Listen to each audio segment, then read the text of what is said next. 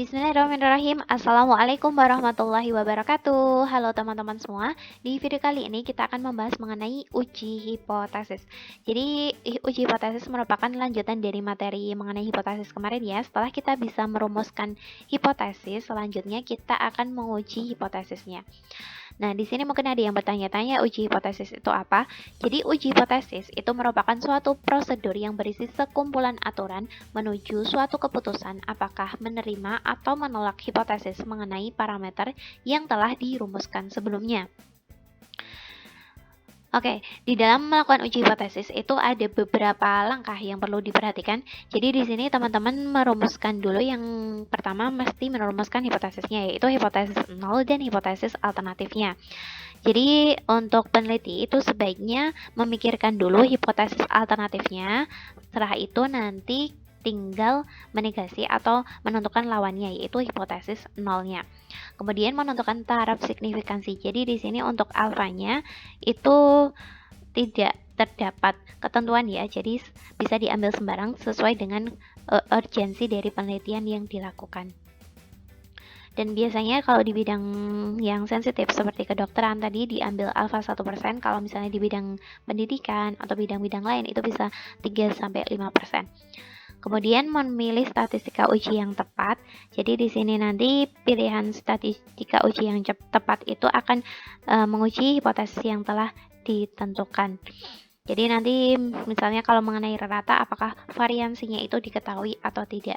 Kemudian kita menghitung hasil statistika ujinya. Setelah kita tentukan statistika uji, maka kita hitung hasilnya. Kemudian menentukan nilai dan daerah kritis. Itu nanti bisa dicari dengan tabel. Kemudian menentukan keputusan uji mengenai hipotesis nol, apakah diterima atau ditolak. Kemudian menentukan kesimpulan uji. Oke, di sini sebelum masuk ke bahasannya, kita mengenal dulu macam-macam uji hipotesisnya. Yang pertama ada uji 2 ekor, kemudian ada uji ekor kanan dan uji ekor kiri. Jadi nanti ada 3 tipe pengujian hipotesis ya. Kita akan membahasnya satu persatu. Yang pertama adalah uji 2 ekor. Untuk uji tipe A 2 ekor, itu nanti rumusan hipotesis nolnya itu mu-nya sama dengan konstanta, dan hipotesis alternatifnya mu tidak sama dengan konstanta. Ini untuk hipotesis deskriptif. Kemudian untuk yang beda min, berarti ada 2 kelompok yang berpasangan. Jadi di sini nanti hipotesisnya seperti ini, mu A sama dengan mu B dan mu A tidak sama dengan mu B. Itu untuk yang komparatif. Kemudian yang ketiga untuk yang asosiatif itu hipotesis nolnya itu adalah rho sama dengan 0. Kemudian ini hipotesis satunya ya. Hipotesis satunya itu adalah rho tidak sama dengan 0. Ini terlihat bahwa pada tipe A itu tanda yang digunakan pada hipotesis 0 itu adalah tandanya sama dengan. Kemudian yang hipotesis 1 berarti lawannya ya tidak sama dengan. Oke, kemudian untuk tipe B, ini dulu. Untuk gambarannya, nilai kritisnya. Jadi karena tadi 2 ekor, maka di sini nanti untuk alfanya dibagi menjadi 2 bagian di sebelah kanan dan sebelah kiri, masing-masing adalah alfa per 2. Kemudian batas antara daerah yang tidak terarsir dan tidak terarsir itu namanya nilai kritis di sini. Kemudian daerah kritisnya itu yang berwarna oranye. Ini ada 2 juga ya. Daerah kritis ini disebut juga sebagai daerah penolakan dari hipotesis nol. Nah, bagian yang putih itu adalah bagian diterimanya hipotesis nol. Seperti itu. Oke, bisa dipahami ya. Dan nilainya di sini nanti untuk yang 2 ekor berarti di sini nanti untuk nilai Z alfa per 2-nya di sini, kemudian di sininya adalah Z1 min alfa per 2. Sama. Kemudian untuk tipe B. Untuk tipe B itu ada uji ekor kanan, di mana hipotesis nolnya ada mu kurang dari sama dengan C konstanta, dan mu lebih dari C. Untuk hipotesis alternatifnya itu adalah untuk deskriptif. Kemudian yang komparatifnya seperti ini. Mu A kurang dari sama dengan mu B, dan hipotesis satunya adalah mu A lebih dari mu B. Itu untuk komparatif. Kemudian untuk asosiatifnya, hipotesis nolnya, rho-nya kurang dari sama dengan 0, dan ini hipotesis 1 ya. Hipotesis satunya itu adalah rho lebih dari 0.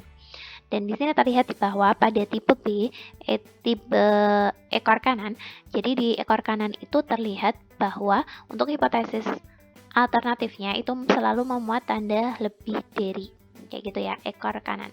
Jadi yang di kanan itu yang positif kayak gitu kan. Kemudian hipotesis 0 tinggal lawannya, yaitu kurang dari sama dengan. Kemudian kita lihat gambarannya seperti ini. Jadi yang terarsir itu yang letaknya di sebelah kanan. Nilai kritisnya adalah tadi ya, batas antara yang terarsir dan tidak terarsir, kemudian daerah kritisnya yang berwarna oranye, atau di sini disebut juga sebagai daerah penolakan hipotesis 0. Kemudian yang tipe C. Tipe C itu adalah ekor kiri. Untuk yang deskriptif, hipotesis deskriptifnya tandanya untuk hipotesis satunya kurang dari konstanta, kemudian hipotesis nolnya adalah lebih dari sama dengan konstanta. Kemudian yang komparatifnya tandanya sama ya, hanya di sini terdiri dari dua rata. Kita membandingkan dari A sampai A dan B, berarti hipotesis satunya adalah mu A kurang dari mu B, kemudian hipotesis nolnya berarti lawannya. Kemudian untuk yang hipotesis asosiatif, rho-nya kurang dari 0 untuk hipotesis alternatifnya, dan rho lebih dari sama dengan 0 untuk hipotesis nolnya. Jadi kalau di tipe C ini cirinya adalah untuk hipotesis alternatifnya tanda yang digunakan adalah kurang dari semua ya. Kemudian hipotesis nolnya berarti lawan dari kurang dari adalah lebih dari sama dengan. Tergantung nanti kita menggunakan hipotesis deskriptif, komparatif, atau asosiatif. Kita lihat gambarannya seperti ini. Jadi yang terarsir adalah di sebelah kiri, luasnya adalah alfa.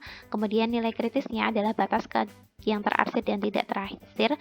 Kemudian di daerah kritisnya itu adalah daerah penolakan hipotesis nolnya. Seperti ini. Nah, di sini kita akan membahas mengenai statistika uji mengenai rata. Jadi di sini nanti yang dibahas hanya ada dua ya, yaitu uji Z dan uji T. Bedanya apa? Kalau uji Z itu adalah syaratnya populasinya normal, kemudian sampelnya itu besar, lebih dari 30, kemudian variansi atau sigma kuadratnya diketahui. Jadi kalau variansinya diketahui, kita menggunakan uji Z. Kemudian untuk uji T, populasinya syaratnya harus normal, kemudian biasanya untuk sampel-sampel yang kecil atau sigma kuadrat atau variansinya itu tidak diketahui.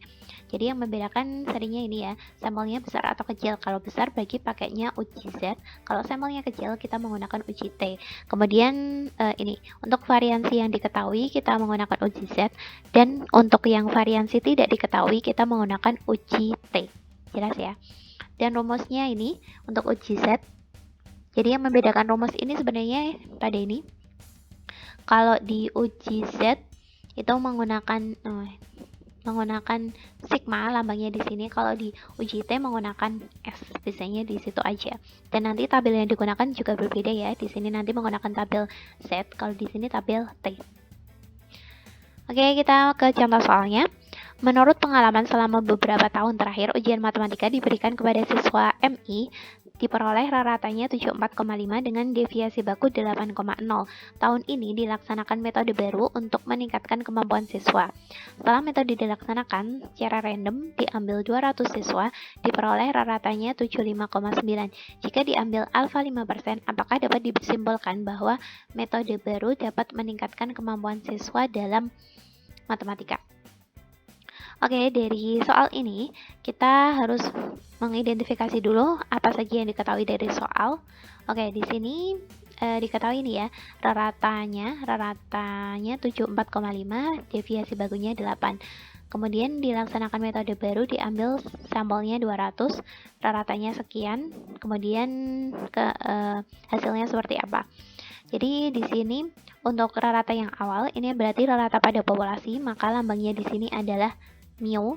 Kemudian deviasi bakunya, deviasi baku pada populasi, berarti lambangnya adalah sigma. Kemudian di sini diambil sampelnya 200, n-nya 200, diperoleh ratanya 75,9. Berarti ini X-barnya kayak gini, dan alfanya 5%. Jadi mungkin perlu diingat ini ya, rata pada populasi itu lambangnya adalah mu, kemudian pada sampel X bar, kemudian deviasi baku pada populasi sigma, kemudian pada sampelnya S. Variansinya tinggal dikuadratkan, sigma kuadrat, kalau di sampel S kuadrat, bedanya itu. Oke, berarti pada soal tadi itu diperoleh ini ya, mu 0 atau mu-nya adalah 74,5, kemudian sigmanya adalah 8, n-nya 200, dan x-bar-nya adalah 75,9. Oke, selanjutnya kita melakukan prosedur uji hipotesis. Nih ya, tadi ada 7 langkah seperti ini, kemudian kita kerjain satu-satu. Yang pertama, rumusan hipotesisnya. Untuk rumusan hipotesisnya tadi disebutkan, nih ya, yang ditanyakan tadi adalah ini kan, apakah dapat disimpulkan bahwa metode baru dapat meningkatkan kemampuan siswa? Dapat meningkatkan, kata kuncinya adalah meningkat. Kalau meningkat itu kan positif ya, berarti di situ nanti yang digunakan itu adalah tandanya lebih dari. Jadi pada hipotesis alternatifnya nanti tandanya yang digunakan adalah lebih dari. Jadi mu lebih dari 74,5 yang berarti metode baru meningkatkan kemampuan siswa. Kemudian untuk hipotesis nolnya berarti lawannya, yaitu tandanya yang digunakan adalah kurang dari sama dengan, yang berarti metode baru tidak meningkatkan kemampuan siswa. Selanjutnya untuk alfanya tadi sudah diketahui ya, 5%, berarti 0,05.